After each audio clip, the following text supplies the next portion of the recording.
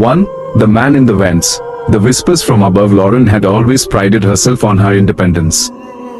Her new apartment, a sleek, modern complex, seemed perfect. Security cameras in the hallways, a heavy, locked front door, and neighbors who kept to themselves. But the peace was shattered by a creeping unease. Small things, at first. A carton of milk gone sour days too early, a faint, metallic scent in her bedroom that she couldn't place. Then, the feeling of being watched, a prickling sensation on her skin, even when alone. The scratching started subtly, a faint rasping in the air went above her bed.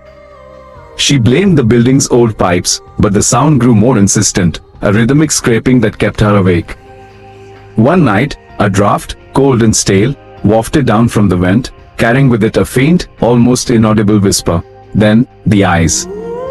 Two luminous points in the darkness of the vent, reflecting the dim light of her phone screen. They held her gaze, cold and predatory. She screamed, a raw, animal sound, and the eyes vanished. The police arrived, their flashlights cutting through the darkness. The discovery of the hidden hatch in the downstairs neighbor's apartment was sickening. He'd meticulously mapped out the vent system, a network of secret passages leading to every apartment.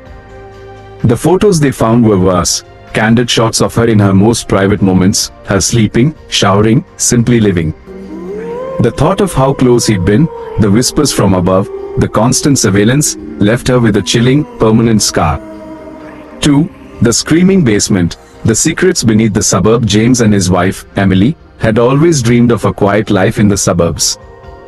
Their new home, a charming two-story house, seemed like the perfect start. The street was lined with well-kept lawns and friendly faces, except for the old Victorian house next door, shrouded in overgrown ivy and perpetual shadow. The old man, Mr. Henderson, was a ghost, a figure glimpsed only in the dim light of his living room window. He never spoke, never ventured beyond his overgrown yard. And then, there were the sounds.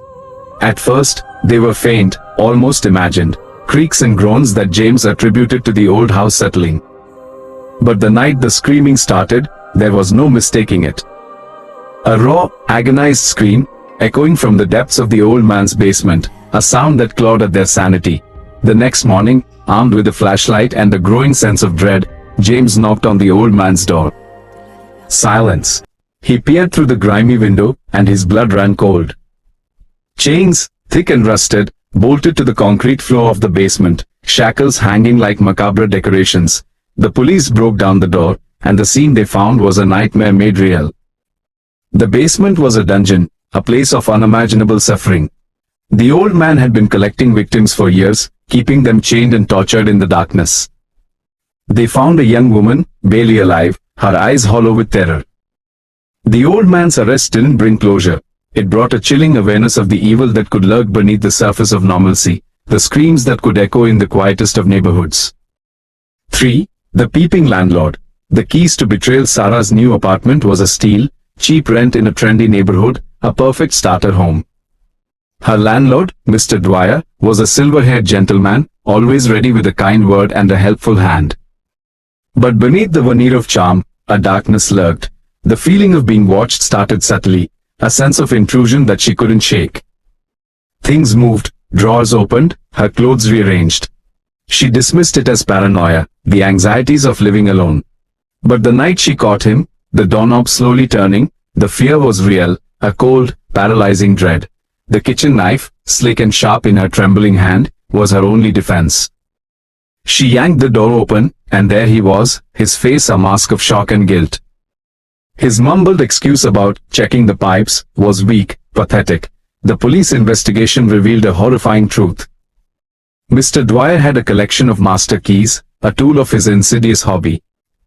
Hidden cameras, small and discreet, were found in her bathroom and bedroom, capturing every intimate moment. The betrayal was profound, a violation of her sanctuary. Even after his arrest, the feeling of being watched lingered, a constant, chilling reminder that trust could be shattered in the most unexpected ways.